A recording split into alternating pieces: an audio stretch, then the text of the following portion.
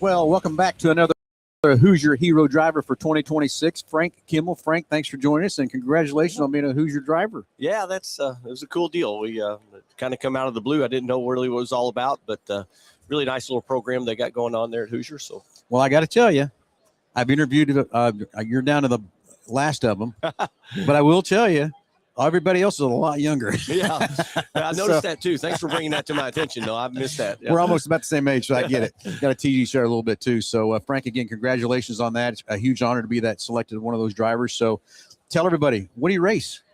Well, for the biggest part, I've been an ARCA racer all my life. We ran the ARCA series for years and years and years. Had good success, and we won 10 championships. And is that all? Just 10? Yeah, just 10. Okay. And 80 races. So those are both just records. 80? Just 80. All right. Yeah. So just been really fortunate to get to do what we love to do and have some success. So. Yep. You know, it's ARCA. They don't TBI televise that as a lot as I wish they would to watch that more and stuff too. But so are you still racing in 26?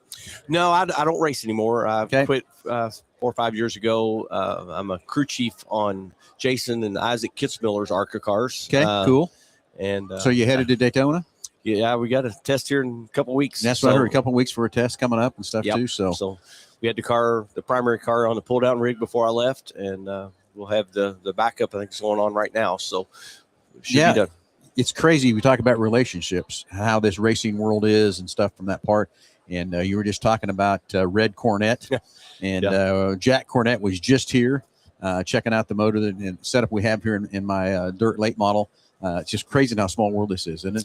It really is, and how it all comes back to a real small nucleus, a bunch of guys. But when you talk about old time engine builders, Red Cornette was, definitely one of the cornerstone guys. And he and my dad started racing, I think in 47, 48 or something like that. So, a long time ago. And so they were good friends and had a lot of dad had a lot of success, especially on the dirt tracks. And if I would have been 4 or 5 years older and my brother would have been 4 or 5 years older, we probably would have been dirt racers because Dad was like on the cutting edge of dirt racing. Then he was building a lot of cars for people, and but he kind of liked the asphalt thing, and we got to go to Daytona a few times, run some ARCA races. So we steered off that way. Gotcha. So you're crew chiefing for these. Who'd you say? I'm sorry, Kitzmillers. Yes. Kitzmillers. So what's their planned full ARCA season for 2026? Yeah, Jason is that's the dad. He's in his early 50s, and has never really done a full season. Last year he did the first full season, and he ended up third in the driver's points. So had a really good season. Did what we had to do and finish races and stay on the racetrack. And then Isaac, his son, who's 16, can't run the full series yet until he's 18. So we're trying to just get this whole program up and running and trying to get it compete where we can compete with the Gibbs and those kind of guys. We got a ways to go yet. I get you. So what chassis, what car are you running? They're Chevrolets. Right. The chassis is, we have several different types, but Spire or GMS, that type of thing from down there in Charlotte. So the ARCA car, is that and learning more about the chassis and stuff, is that a car that stepped down out of NASCAR?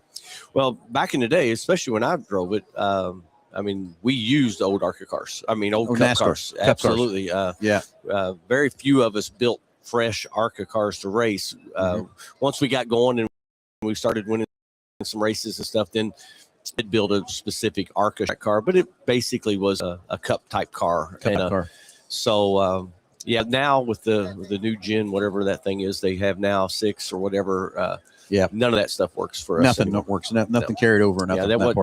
Wasn't a good deal. They're going to figure out what you're going to do because eventually you're going to run out of cars, aren't you?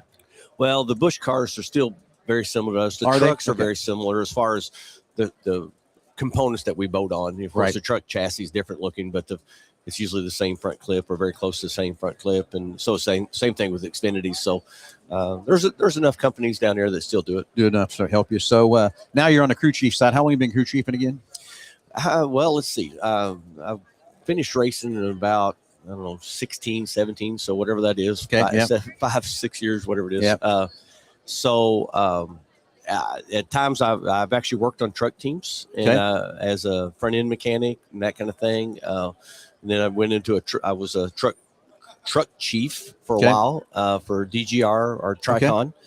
And then this opportunity came about to become a crew chief and like, I don't know, team manager or whatever, however you want to call it, for the ARCA side. So since you quit, threw down the steering wheel, is this funner being a crew chief? No, or is it funner? It sucks. It sucked. I knew you was going to say that. I wanted to know that for sure. And not for what you think. I mean, yes, I do miss getting in a race car, but I'm also very much a realist. And you see these 16-year-old kids that come in that have 10 years of racing experience and, youth, strength, everything that we had back 40 years ago, so I get it. It's their world, and I'm totally good with that.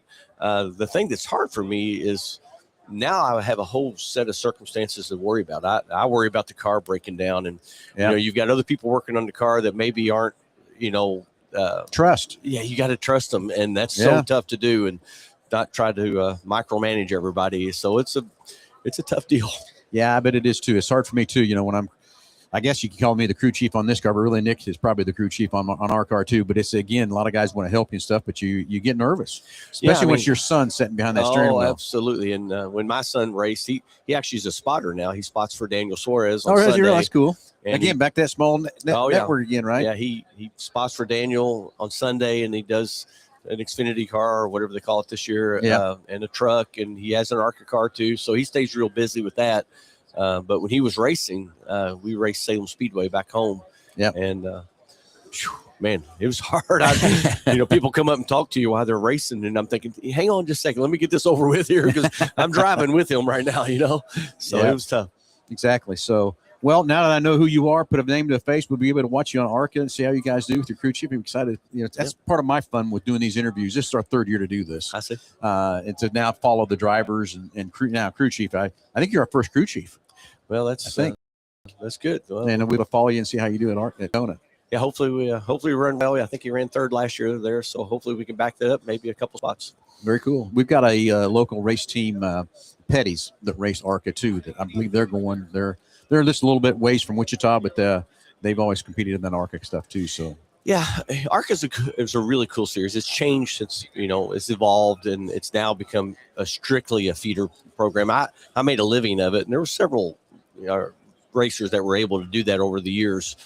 So the way I look at it is, you get to make a living and you get to drive a race car. Just don't tell anybody that's really not supposed to happen, but it's pretty cool. Yeah, very cool. Well, anyway, Frank, thanks for spending some time with me.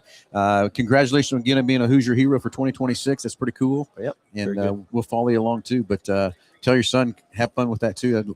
Now I have to watch Daniel Suarez a little bit. Well, he's been telling me what to do all my life, so he gets that from his mom. I get. Trust me, I'm in the same boat there too. Fred, again, thanks, congratulations, and thanks for spending some time with me. Appreciate it, sir. Thank you. Have a good day, buddy. Yeah.